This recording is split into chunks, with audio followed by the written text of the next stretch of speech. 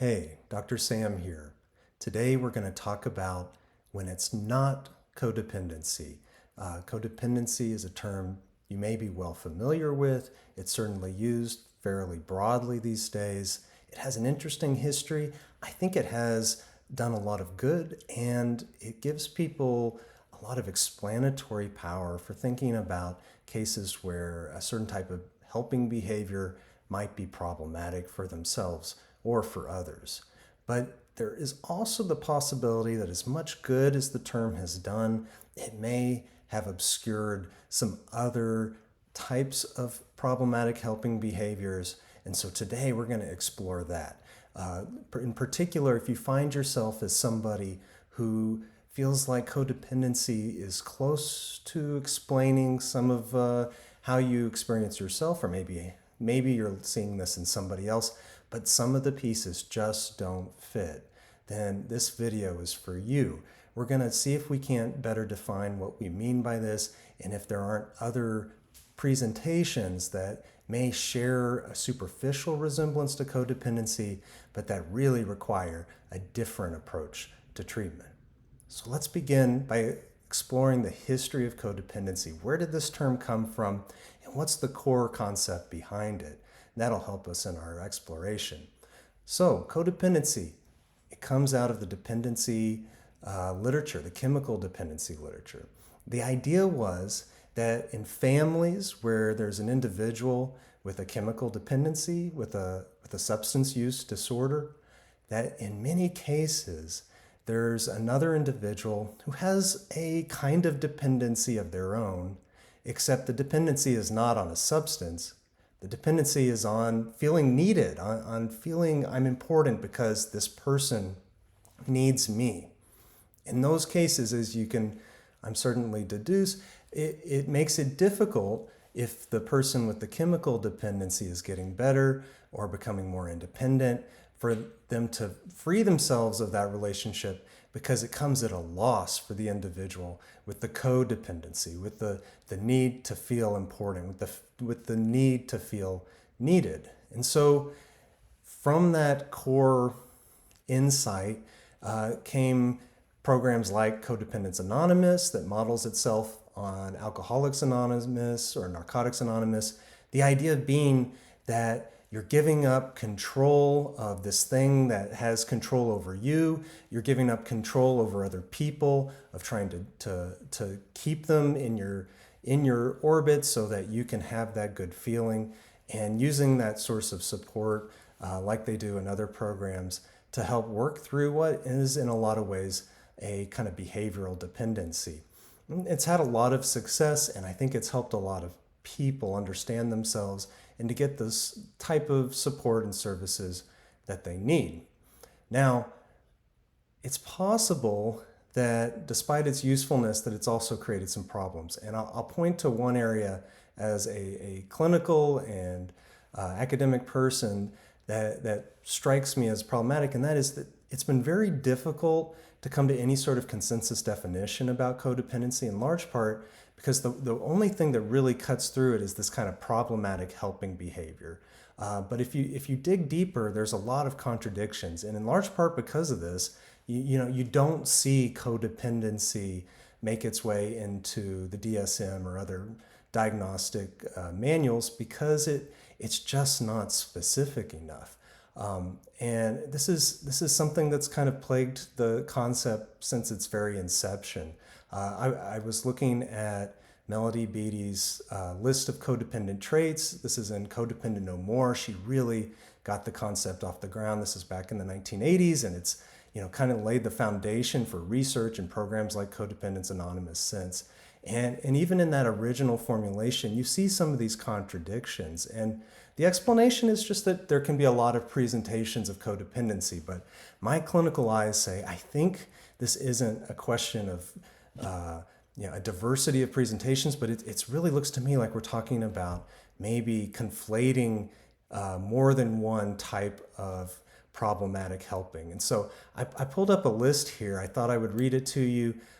See if you don't also get a sense of maybe the possibility of more than one type of person both being listed as codependent. So here we go. The first individual we're going to talk about, I'll just read the list down for you.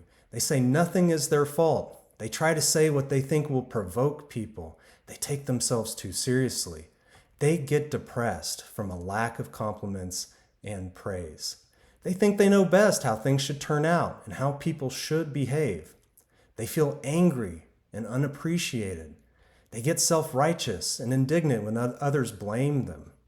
They try to catch people in acts of misbehavior, and they do not trust other people. Okay? So I want you to hold that in mind, that particular person. I'll give you a little hint right now. To me, this sounds a lot like what Beatty conceptualized originally, a person who needs to be needed, who has all the characteristics of a person in a dependency. We'll come back to that in a moment. First, let me read you the second list. So rather than saying nothing is their fault, this person says everything is their fault. Rather than provoking people, this person is afraid of making other people feel angry.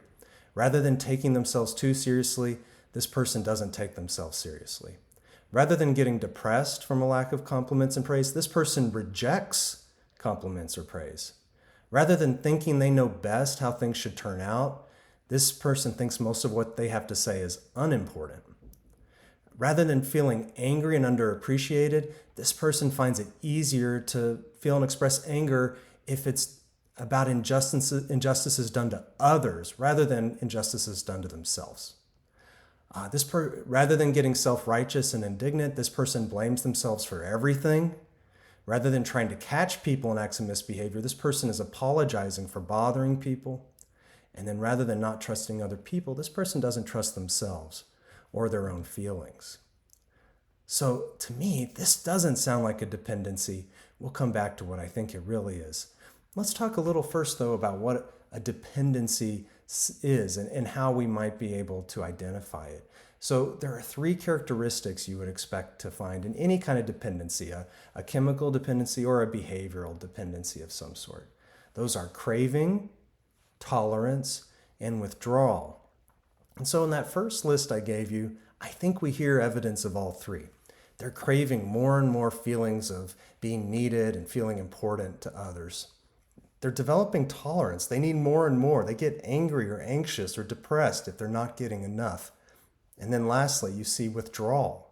Withdrawal is when, if they do start to lose their high of feeling important, they act to get back there. Otherwise, they're going to have horrible feelings. They're going to feel depressed. They're going to feel anxious because they're losing access to that high. And this is where, in the codependency literature, you see people trying to keep others in a needy role. And at this point, it's extended past just relationships with people in a chemical dependency. It could be anybody who they're keeping that person in a role of dependence to them, of maybe a sick role, in order to feel important themselves for the extent to which they're needed. And I absolutely think this is an accurate and useful way of conceptualizing this person. However, the second person, the one that Beatty says you could also be this, they don't sound like they're in a dependency of being needed at all. In fact, they reject compliments. They reject praise. They don't trust their own thoughts or feelings. They're apologizing for just bothering other people. This person is not chasing the high. This person sounds afraid. This person falls more broadly in the category of disorders that are anxiety-related disorders, or in this case, I actually think it's more likely than not that this person falls somewhere in the spectrum of OCD, and in particular, a new type of OCD, or not, it's not a newly identified type of OCD. It's been around as long as any other disorder, emotional injury OCD. So let me tell you a little bit about that and why I think part of the problem with codependency is it's been conflating emotional injury OCD with this real true kind of codependency where you need to be needed.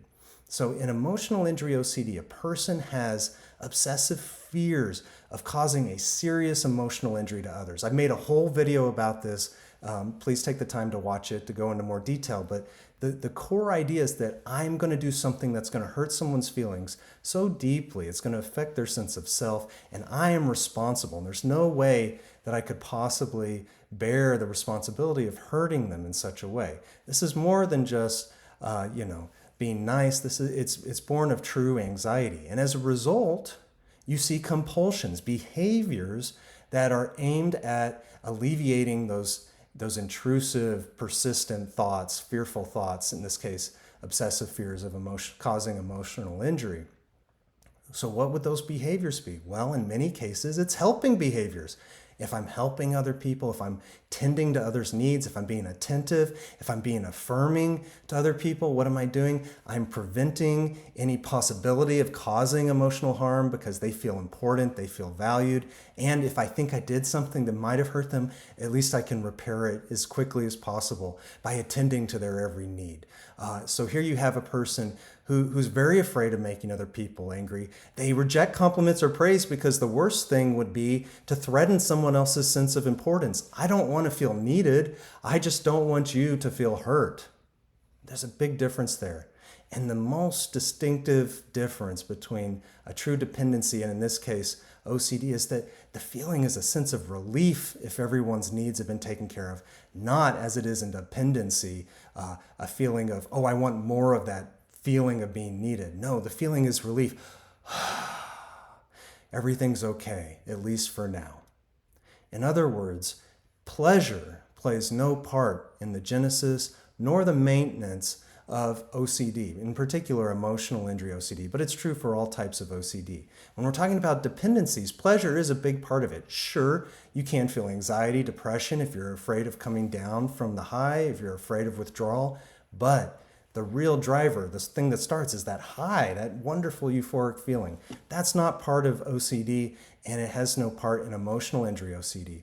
The feeling is, I'm afraid of hurting others. I'm going to be very attentive to them. The moment everybody's fine and I'm all by myself, I feel better. Now, you might go, well, that's fine and well, but who cares, right? Isn't it helpful because codependency is focused on these problematic behaviors? Either way, shouldn't this be a helpful way of working with both populations, both types of people? And the answer is no. Actually, no. In fact, good diagnostics should inform treatment, and in this case, it's really, really important. I'll give you a couple of examples. First, let's think about somebody who is truly codependent, and they feel like others need them, and I'm very important, and I want more and more and more of that. One thing you could do to counter that feeling is to cultivate gratitude. Gratitude journals, other practices that cultivate gratitude, one of the best things that we know for just, across the board, different types of psychopathology. And it'd be really good for codependency, and of course we see that a lot in that literature. But let's take someone with emotional injury OCD. They're terrified of hurting others, so what might they do? They may have a gratitude compulsion, thanking people all the time. Oh, I owe you, thank you so much. The gratitude in this case is a sign that they can't work through the anxiety of potentially hurting others' feelings. In that case, it's actually interfering with their ability to get healthy, to get better. And so it's sort of like, I think, a little bit like if you were to prescribe diet and exercise for someone, say with anorexia nervosa, that's a bad idea. Is it a good idea for most everyone else? Absolutely. In that particular case, we want to be really careful. And I think that's true in this case as well. I'll give you another example. Let's say the person who's truly codependent is working on getting over the need to feel important, and they're working on their self-importance and their sense of self and their need to control others. And maybe they're doing some really great mindfulness-based work or distress tolerance work. Excellent. In fact, really good pretty much across the board for people. But if you have the same person who's maybe more on the emotional injury OCD side, they may have a really difficult time accessing their own wants, their own desires, of speaking up for themselves, of having a real strong sense of this is who I am, independent of what other people say about me, and this is what I want, independent of what people say I should want. If that's the case, that could be really counterproductive for them as well. Now, could you design a mindfulness practice where they become mindful of, say, their fear, their anxiety of hurting others' feelings? Yeah, that could be really helpful, but the important thing is that treatment is designed for their particular symptoms. And so this is an important distinction, and I think it might help us both to better focus in on the people who are truly codependent and also understand a little bit about why this idea hasn't really taken off in the scientific community, in part because the definition was maybe just a little too broad. And I think, naturally with time we'll be able to run studies and determine this for ourselves. But even at a purely descriptive level, if you find that you fit the emotional injury OCD descriptors a little bit better, I hope you'll take note of that. Another difficult thing about emotional injury OCD is that a common compulsion is agreeing, right? So if you've been told you're codependent, it's very hard to tell people I disagree with you. That in itself would be anxiety provoking. You might even have mental compulsions inside where you disagree with yourself or you agree with other people in your mind, which make it exceptionally difficult to consider evidence that maybe what you're being told is wrong. Even if deep down you feel that there's something off, it can be very hard to access. So I hope this conversation here today can help you in identifying exactly what it is that you experience in the world, even if it's a little different than what other people experience who you've come to associate with.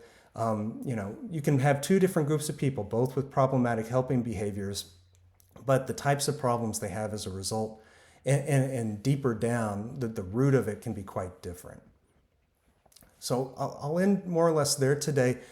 I will have more videos on other differences between emotional injury OCD and other diagnostics, other categories that we use for diagnostic labels. I intend to increase the amount of content as well broadly across this and related areas of interest of mine clinically and on the research side of things. So I hope you'll engage with this channel. I'll put stuff down below if you're interested in opportunities for training, for clinical opportunities, participating with me, learning more, doing clinical work, or engaging with the broader community of people, particularly those who are working with or through emotional injury OCD. I hope you'll consider subscribing to this channel, hitting the notification bell so that as I can put out new content, that you'll be the first to know. I think that's all I have for you today. Thank you. Take care. I'll see you next time.